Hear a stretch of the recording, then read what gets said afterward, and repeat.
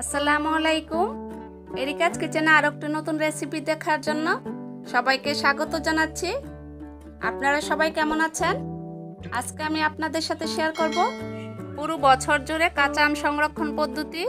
কোনো রকম তেল, ভিনেগার, কেমিক্যাল, প্রিজারভেটিভ, রোদে শুকানো বা ডিপ ফ্রিজে রাখার ঝামেলা ছাড়াই খুব সহজে কাঁচা আম সংরক্ষণ পদ্ধতি। আর এই পদ্ধতিটি অনেক পুরনো একটি পদ্ধতি। এই পদ্ধতিতে আম সংরক্ষণ করলে সারা বছর কাঁচা আমের স্বাদ পেতে পারবেন। আমি যে পদ্ধতিতে আমগুলো সংরক্ষণ করব, একই পদ্ধতিতে আপনারা যদি আমগুলো সংরক্ষণ করে রাখেন, দেখবেন আপনাদের আমগুলোও কচকচে থাকবে, নরম হয়ে যাবে না, গ্যারান্টি দিচ্ছি। আশা করি আমার এই ভিডিওটি আপনাদের সবার কাছে ভালো লাগবে। আর এখন বাজারে ভরপুর আম পাওয়া যায়, এই আমগুলো খুব সহজে সংরক্ষণ করে রাখতে পারি। চুলায় আমি একটি হাঁড়ি বসিয়ে দিয়েছি আর দিয়ে দিব 3 কাপ পরিমাণ পানি। 1 কাপ পানির জন্য 1/4 কাপ লবণ দিতে হবে। এখানে আমি যেহেতু 3 কাপ পরিমাণ পানি ব্যবহার করব, 1 কাপের 3 ভাগ লবণ দিয়ে দিব। 1 কাপ পানির জন্য 1/4 কাপ লবণই যথেষ্ট। আর 2 কাপ পানির জন্য 1/2 কাপ পরিমাণ লবণ দিতে হবে। আমি 3 কাপ পরিমাণ পানি দিয়েছি, এই জন্য 1 কাপের 3 ভাগ লবণ দিয়েছি। অপেক্ষা করব বলক আসা পর্যন্ত। বলক চলে এসেছে। বলক আসার পর আমি আরো 2-3 মিনিট জাল করে নিব। জাল করা হয়ে গিয়েছে। এখন আমি চুলা থেকে নামিয়ে ঠান্ডা করে নিব। এখানে আমি প্রায় 1 কেজি পরিমাণ 2টি আম নিয়েছি, খুব বড় সাইজের। আমগুলোকে ধুয়ে নিয়েছি। এখন আমি একটা মোটা কাপড় দিয়ে আমগুলোকে মুছে নিব খুব ভালোভাবে। খেয়াল রাখতে হবে যেন আমগুলোর গায়ে কোনোভাবে পানি না থাকে। এখন আমি আমগুলোকে কেটে নিব। আমের মাঝখানের বিচিটা আমি ফেলে দিব। আমি আমগুলোকে খোসা সহই সংরক্ষণ করব। আপনারা কেউ চাইলে খোসাটা বাদ দিয়েও সংরক্ষণ করতে পারেন। আবারও আমগুলোকে খুব ভালোভাবে মুছে নিচ্ছি। এখন আমি আমগুলো কেটে নিব।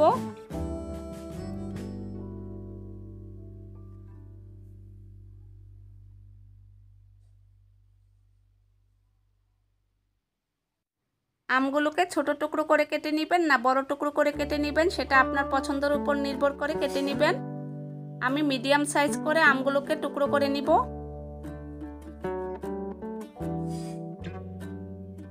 আমি এরকম ফালি করে নিয়েছি। এখন আমি আমগুলোকে ছোট ছোট টুকরো করে কেটে নিব।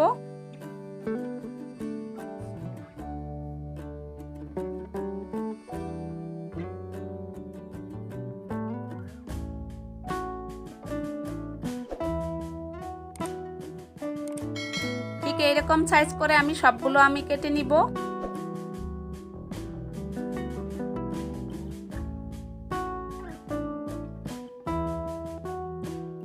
এইভাবে আম সংরক্ষণ করে রাখলে পুরো বছর জুড়ে কাঁচা আমের স্বাদ নিতে পারবেন।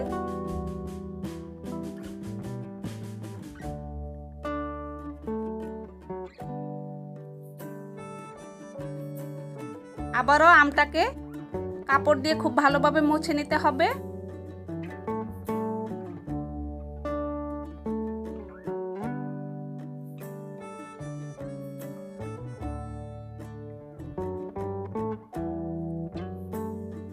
একইভাবে আমি সবগুলো আমকে এরকম ছোট ছোট টুকরো করে কেটে নিব।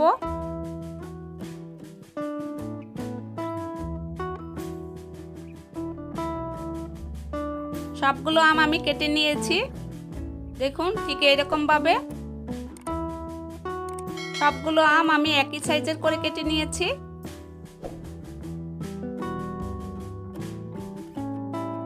এই আমগুলোকে আবারও মোটা একটা কাপড় দিয়ে একটু মুছে নিচ্ছি। এখানে আমি কাচের বয়ম নিয়েছি 2টি। আর বয়মটাকে আমি খুব ভালোভাবে ধুয়ে পরিষ্কার করে নিয়েছি আর রোদে শুকিয়ে নিয়েছি কিছু সময়। আমি বয়মের মধ্যে কেটে রাখা আমগুলো দিয়ে দিব। আর আমগুলো এমনভাবে দিতে হবে যেন বয়মের কোনো অংশে ফাঁকা না থেকে যায়। 2টি বয়মে আমি একইভাবে আমগুলো দিয়ে দিব।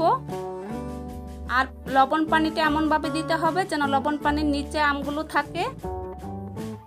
আমি যে পরিমাণে আম নিয়েছি 2টি বয়মে সুন্দরভাবে রাখতে পেরেছি। এখন আমি দিয়ে দিব আগে থেকে ফুটিয়ে রাখা লবণ দিয়ে পানিটাকে একদম রুম টেম্পারেচারে এনে তারপর আমের মধ্যে দিবেন। আর বয়মে পানির পরিমাণটা এমনভাবে দিতে হবে যেন লবণ পানিতে আমের টুকরোগুলো ডুবে থাকে।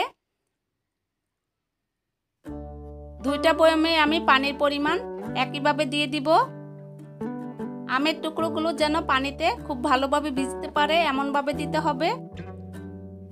2টা বয়মে আমি লবণ পানি ভরে দিয়েছি। বয়মে পানি দেওয়ার পর এখানে আমার হাফ কাপ পরিমাণ পানি রয়ে গিয়েছে। আমি 3 কাপ পরিমাণ পানি ফুটিয়েছি, 2.5 কাপ পরিমাণ পানি লেগেছে। বয়মের মুখগুলো লাগিয়ে নর্মাল টেম্পারেচারে যে কোনো স্থানে রেখে দিবেন। এইভাবে আপনারা খুব সহজে সংরক্ষণ করে পুরো বছর জুড়ে কাঁচা আম খেতে পারেন। আর এই আমগুলো নেতিয়ে যাবে না, কচকচে ভাব থাকবে, 100% গ্যারান্টি। আশা করি আমার এই ভিডিওটি আপনাদের সবার কাছে ভালো লেগেছে। ভিডিওটি যদি ভালো লাগে তাহলে আমার চ্যানেলটিকে সাবস্ক্রাইব করবেন, ভিডিওটিতে একটি লাইক দিবেন, সম্ভব হলে ভিডিওটি সবার মাঝে শেয়ার করবেন। ভিডিওটি দেখার জন্য সবাইকে অসংখ্য ধন্যবাদ। আপনারা সবাই ভালো থাকবেন। আল্লাহ হাফেজ।